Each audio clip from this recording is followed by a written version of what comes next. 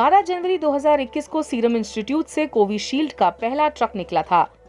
लेकिन भारत में corona vaccine बना रहे दुनिया के इस सबसे बड़े वैक्सीन निर्माता सीरम इंस्टीट्यूट ऑफ इंडिया को देश में अपनी बादशाहत कुछ खतरे में दिख रही है।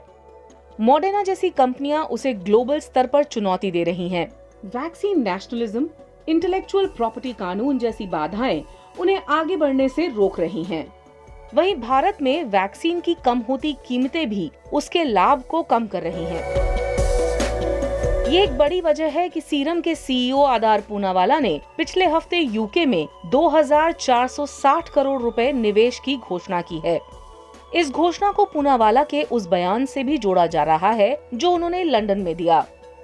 उन्होंने कहा, भारत में वैक्सीन सप्लाई को लेकर उन पर बहुत दबाव है। मुख्यमंत्रियों और कॉर्पोरेट्स के बड़े लोग उन्हें धमका रहे हैं। यूके में निवेश और धमकी की बात जुड़ी तो भारत में इस फैसले पर कई सवाल उठे। Independent media house the can की रिपोर्ट के मुताबिक पूनावाला का निवेश अचानक या हड़बड़ी में लिया हुआ नहीं है। ये फैसला कंपनी के सिलसिलेवार उठाए गए स्ट्रैटेजिक कदमों में से एक है। द कैन की रिपोर्ट के अनुसार सीरम ने वैक्सीन डोज बनाने की अपनी क्षमता को 1 अरब डोज बढ़ा लिया है। स्पाई कैचर नाम की एक नई टेक्नोलॉजी से बनी एक और कोरोना वैक्सीन के लिए लाइसेंस भी हासिल कर लिया है। इसके अलावा कंपनी जल्द ही मलेरिया की वैक्सीन भी मार्केट में लाने की तैयारी में है। ब्रिटिश प्रधानमंत्री बोरिस जॉनसन ने जब सीरम के निवेश की घोषणा की तो आदार पूनावाला के करीबी लोगों को कोई आश्चर्य नहीं हुआ। पूरी दुनिया में इस समय हर देश ज्यादा से ज्यादा वैक्सीन अपने लोगों के लिए चाह रहा है और इसे वैक्सीन नेशनलिज्म कहा जा रहा है।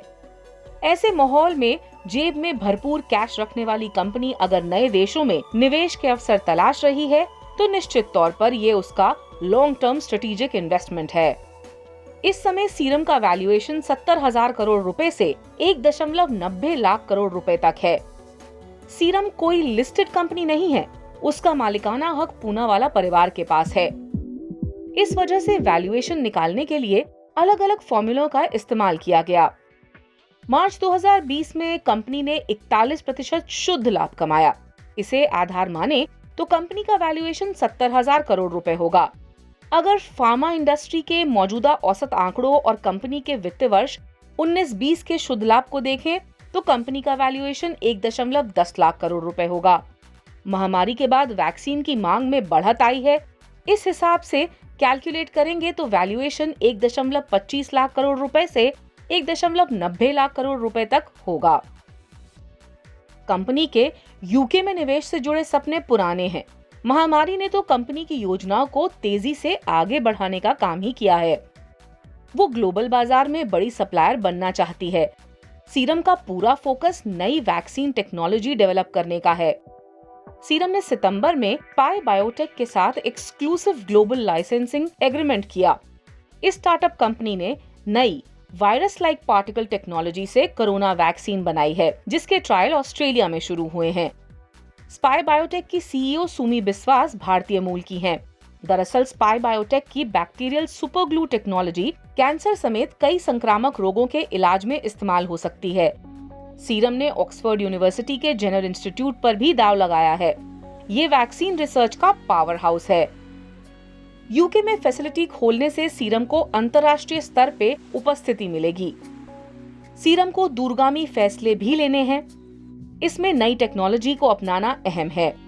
पूनावाला फैमिली ने सीरम इंस्टीट्यूट के जरिए और भी उद्योगों में निवेश किया है। एविएशन और क्लीन एनर्जी बिजनेस से भी कमाई शुरू हो गई है।